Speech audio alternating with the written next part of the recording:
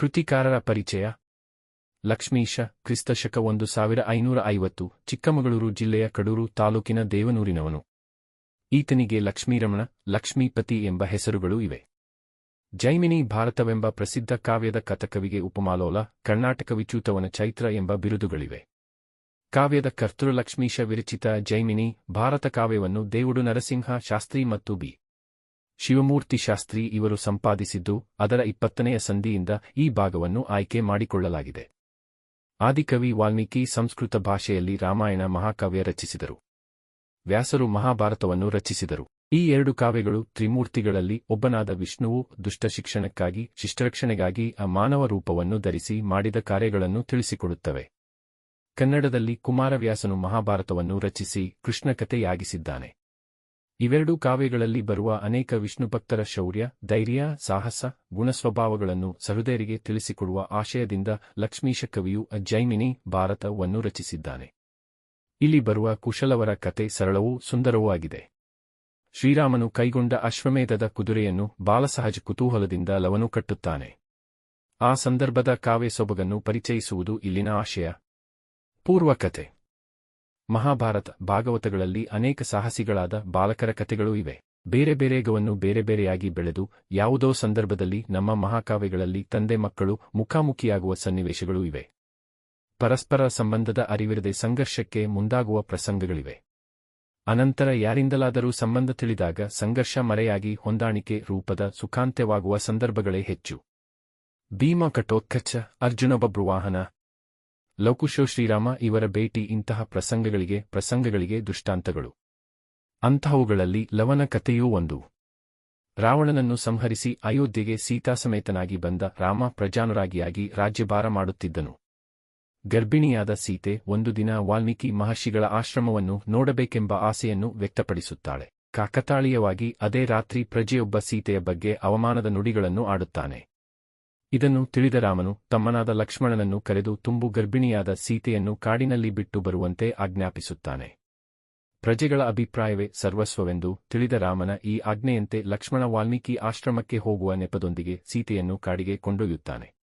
ಕಾಡಿನಲ್ಲಿ ಏಕಾಂಗಿಯಾಗಿದ್ದ ಸೀತೆ ದುಃಖಿಸುತ್ತಿರುವ ಸಂದರ್ಭದಲ್ಲಿ ಆ ಪ್ರದೇಶಕ್ಕೆ ಬಂದ ವಾಲ್ಮೀಕಿ ಮಹರ್ಷಿಗಳು ಸೀತೆಯನ್ನು ತಮ್ಮಾಶ್ರಮಕ್ಕೆ ಕರೆದೊಯ್ಯುತ್ತಾರೆ.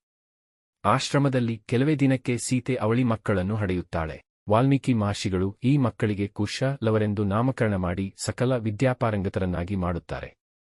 ಲವಕುಶರು ಹುಟ್ಟಿದ್ದು ವೃಷ್ಯಾಶ್ರಮದಲ್ಲಾದರೂ ಸಹಜ ಕ್ಷಾತ್ರಗುಣ ವೀರತೆಯಿಂದ ಕುದುರೆಯನ್ನು ಕಟ್ಟಿಹಾಕುತ್ತಾರೆ.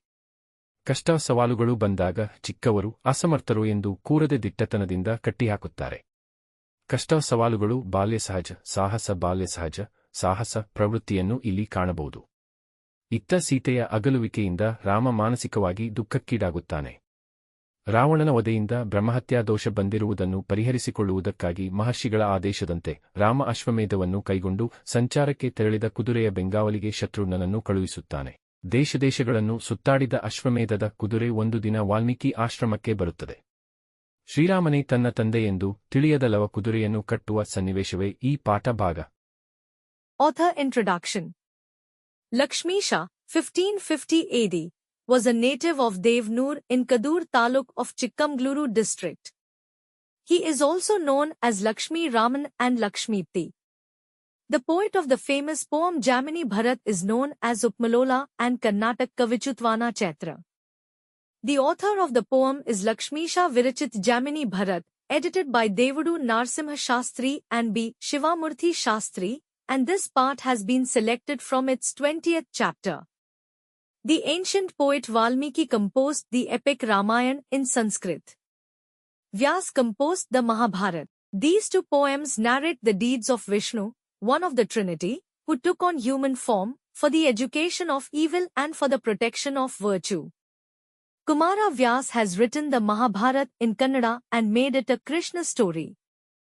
With the intention of informing the kind-hearted about the bravery, courage, adventure, and qualities of many Vishnu devotees that appear in both these poems, the poet Lakshmisha has written Jamini Bharat. The story of the skilled warriors that appears here is simple and beautiful. Lava ties the horse of the Ashwamedha taken by Sri Rama with natural curiosity. The intention here is to introduce the poetic beauty of that occasion. Preface. There are many stories of adventurous boys in the Mahabharata and Bhagavatam. There are situations in our epics where fathers and sons, who grew up differently at different times, come face to face at some point. There are instances where they start conflicting without knowing their relationship with each other. Later, when someone comes to know about their relationship, the conflict is hidden, and there are many cases where the happy ending is achieved through reconciliation. Bhima Ghatotkacha, Arjuna Babruvahana, Lavakushri Rama's meeting are examples of such incidents. The story of Lava is one of such incidents. Rama, who had killed Ravana and returned to Ayodhya with Sita, was ruling as a citizen. One day, Sita, who became pregnant, expressed her desire to see the ashram of Valmiki Maharshi. Coincidentally, that same night, a citizen spoke insulting words about Sita. Knowing this, Rama called his brother Lakshman and ordered him to leave the heavily pregnant Sita in the forest. Knowing that the opinion of the citizens was everything, Lakshman, as per Rama's order, took Sita to the forest on the pretext of going to Valmiki's ashram. While Sita, who was alone in the forest, was grieving, the sage Valmiki, who came to that area, took Sita to his hermitage.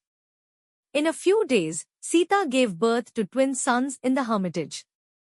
The sage Valmiki named these sons Kusha and Lava and made them all well educated. Although Lava and Kusha were born in a hermitage, they tied their horses with their natural knightly qualities and bravery. When difficulties and challenges arise, they do not think of themselves as small or incapable, but rather tie them with courage. Difficulties and challenges are natural adventures. The natural adventurous tendencies of childhood can be seen here.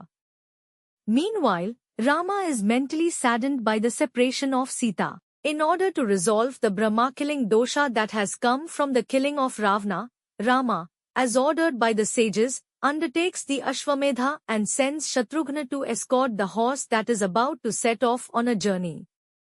One day, the horse Ashwamedha, who has roamed the lands, arrives at Valmiki's ashram. This part of the lesson is about the situation where the horse is tied by a lion, who does not know that Sri Rama is his father.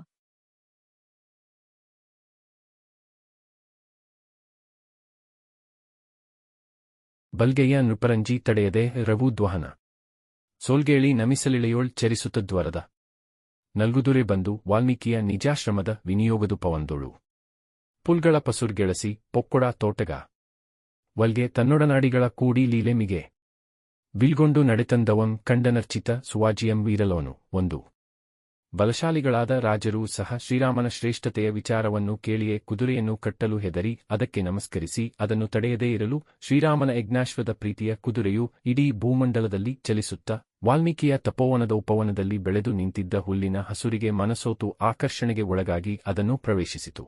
ಅಲ್ಲಿ ತನ್ನ ಸ್ನೇಹಿತರೊಡನೆ ಒಡನಾಡಿಗಳೊಡನೆ ಆಟವಾಡಿ ಮುಗಿಸಿ ಬಿಲ್ಲಿನ ಸಮೇತನಾಗಿ ಬರುತ್ತಿದ್ದ ವೀರ ಲವನು ಆಶ್ರಮವನ್ನು ಪ್ರವೇಶಿಸಿದ್ದ ಪೂಜಿಸಲ್ಪಟ್ಟಿದ್ದ ಸುಂದರ ಕುದುರೆಯನ್ನು ಕಂಡನು. Even the powerful kings, hearing the greatness of Sri Rama, were afraid to tie the horse, but instead of stopping it, Sri Rama's beloved horse, the Yagya horse, moved across the entire world, and, attracted by the green grass growing in the forest of Valmiki's Tapovan, entered it. There, after playing with his friends, companions, the brave Lava, coming with his bow, saw the beautiful horse that had entered the hermitage.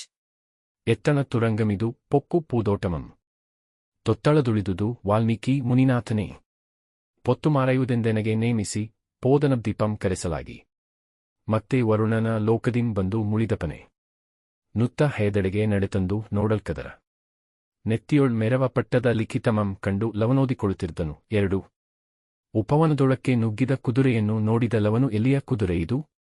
ಉಪವನಕ್ಕೆ ನುಗ್ಗಿ ಹೂದೋಟವನ್ನು ಹಾಳು ಮಾಡಿದೆಯಲ್ಲ. ವಾಲ್ಮೀಕಿ ಮುನಿಶ್ರೇಷ್ಠರು ವರುಣನು ಕರೆದಿದ್ದರಿಂದ ಅಲ್ಲಿಗೆ ಹೋಗುವಾಗ ನನಗೆ ಈ ಉಪವನವನ್ನು ಕಾಯಲು ಹೇಳಿ ಹೋಗಿದ್ದರು. ಮತ್ತೆ ಅವರು ವರುಣನ ಲೋಕದಿಂದ ಹಿಂದಿರುಗಿ ಬಂದಾಗ ಈ ಹೂದೋಟವು ಹಾಳಾದುದನ್ನು ನೋಡಿ ಮುನಿಸಿಕೊಳ್ಳುವರು ಎಂದು ಯೋಚಿಸುತ್ತಾ ಕುದುರೆಯೆಡೆಗೆ ಬಂದನು. ಆಗ ಲವನು ಅದರ ಹಣೆಯ ಮೇಲೆ ಬರೆಹದ ಪಟ್ಟಿಯು ಇದ್ದುದನ್ನು ನೋಡಿ ಅದನ್ನು ಓದತೊಡಗಿದನು. Seeing the horse that had entered the Upvan, Lava asked, "Where is this horse from?" "It entered the Upvan and ruined the flower garden. The sage Valmiki had asked me to guard this Upvan when Varuna had called him. Thinking that when he returned from Varuna's world, he would be angry to see this flower garden ruined, he approached the horse. Then Lava saw a piece of writing on its forehead and began to read it." ಉರ್ವಿಯೊಳ್ Kausalya ಪಡೆದ ಕುವರಂ ರಾಮ. ನೋರ್ವನೇ ವೀರನಾಥನ ಯಜ್ಞ ತುರಗಮಿದು. ನಿರ್ವಹಿಸಲಾರ್ಪರಾರಾದೊಡಂ ತಡೆಯಲೆಂದಿರ್ದ ಲೇಖನವನೋದಿ. ಗರ್ವಮಂ ಬಿಡಿಸದಿರ್ದೊಡೆ ತನ್ನ ಮಾತೆಯಂ. ಸರ್ವಜನಮುಂ ಬಂಜೆಯನ್ನದಿರ್ದಪ್ಪುದೆ ತನ. ಗುರ್ವತೋಡ್ಗಳಿವೆತಕೆಂದು ಸಲೆ ವಾಸಿಯಂ ತೊಟ್ಟು ಲವನುರಿದೆದ್ದನು. 3. ಈ ಭೂಮಿಯಲ್ಲಿ ಕೌಸಲ್ಯೆಯು ಪಡೆದ ಮಗನಾದ ಶ್ರೀರಾಮನೊಬ್ಬನೇ ವೀರ. ಅವನ ಯಜ್ಞ ತುರಗವಿದು. ಇದನ್ನು ನಿರ್ಸುವಹಿಸುವ ಸಮರ್ಥರು ಯಾರಾದರೂ ಇದ್ದರೆ ಈ ಕುದುರೆಯನ್ನು ತಡೆಯಿರಿ ಎಂದಿದ್ದನ್ನು ನೋಡಿ, ಓಹೋ! ಅವನ ಶ್ರೀರಾಮನ ಗರ್ವವನ್ನು ಮುರಿಯದಿದ್ದರೆ ನನ್ನ ತಾಯಿಯನ್ನು ಎಲ್ಲರೂ ಬಂಜೆಯೆಂದು ಕರೆಯದಿರುವರೆ? ಅಲ್ಲದೆ ನನ್ನ ಶ್ರೇಷ್ಠವಾದ ತೋಳುಗಳಿದ್ದು ಏನು ಪ್ರಯೋಜನ ಎಂದು ಪ್ರತಿಜ್ಞೆಯನ್ನು ಮಾಡಿ ಲವನು ಉರಿದೆದ್ದನು. On this earth, there is only one hero, the son of Kausalya, Sri Rama. His sacrifice is Turaga. If there is anyone capable of fulfilling this, then stop this horse. Seeing this, Lava was furious and vowed, "Oh! If his, Sri Rama's, pride is not broken, will not everyone call my mother barren? And what is the use of my great arms?" ತೆಗೆದುತ್ತರಿಯಮಂ ಮುರಿದು ಕುದುರೆಯ ಗಳಕೆ. ಬಿಗಿದು ಕದಲಿದ್ರುಮಕೆ ಕಟ್ಟಲ್ಕೆ ಮುನಿಸುತ್ತರ್. ಮಿಗೆ ನಡುಗಿ ಬೇಡಬೇಡ ರಸುಗಳ ವಾಜಿಯಂ ಬಿಡು ಬಡಿವರೆ ಮನೆನಲು. ನಗುತೆ ಪಾರ್ವರ ಮಕ್ಕಳಂಜಿದೊಡೆ ಜಾನಕಿಯ. ಮಗನಿದಕ್ಕೆ ಬೆದರುವನೆ ಪೋಗಿ ನೀವೆಂದು ಲವ. ನಗಡುತನದಿಂದೆ ಬಿಲ್ದಿರುವನೇರಿಸಿ ತೀಡಿ ಜೇಗೈದು ನಿಂತಿರ್ದನು. 4. ಲವನು ತನ್ನ ಉತ್ತರೀಯವನ್ನು ಹೊಸೆದು ಅದನ್ನು ಕುದುರೆಯ ಕೊರಳಿಗೆ ಬಿಗಿದು ಬಾಳೆಯ ಗಿಡಕ್ಕೆ ಕಟ್ಟಲು ಮುನಿಸುತ್ತರೂ ಬಹಳ ನಡುಗುತ್ತಾ, ಬೇಡಬೇಡ ಅರಸರ ಕುದುರೆಯನ್ನು ಬಿಟ್ಟುಬಿಡು, ಇಲ್ಲವಾದರೆ ನಮ್ಮನ್ನು ಹೊಡೆಯುವರು ಎಂದರು. ಅದಕ್ಕೆ ಲವನು ನಗುತ್ತಾ, ಬ್ರಾಹ್ಮಣರ ಮಕ್ಕಳು ಅಂಜುವರೆಂದರೆ ಜಾನಕಿಯ ಮಗನು ಇದಕ್ಕೆ ಹೆದರುವನೆ? ಹೋಗಿ ನೀವು ಎಂದು ಶೌರ್ಯದಿಂದ ಬಿಲ್ಲನ್ನು ಹೆದೆಗೇರಿಸಿ ತೀಡಿ ಜೇಂಕಾರ ಮಾಡಿ ನಿಂತಿದ್ದನು. Lava removed his halberd and tied it around the horse's neck, preparing to fasten it to a banana tree. The sages trembled in fear, pleading, "No, no. Leave the king's horse, or he will punish us." Hearing this, Lava laughed and replied, "If the sons of sages are afraid, do you think the son of Janki will be frightened?" Saying so, he boldly raised his bow, stood firm, and brandished his spear with courage. Dear students, if you found this lesson helpful, please share the video with your friends so they can learn too. Subscribe to our channel for simple, clear, and complete explanations of every lesson in an easy-to-understand way. Don't forget to like, comment, and share your feedback. Your support inspires us to create more quality educational videos. Keep learning and build your confidence every day. Hit the subscribe button and press the bell icon to get instant updates on our latest lessons.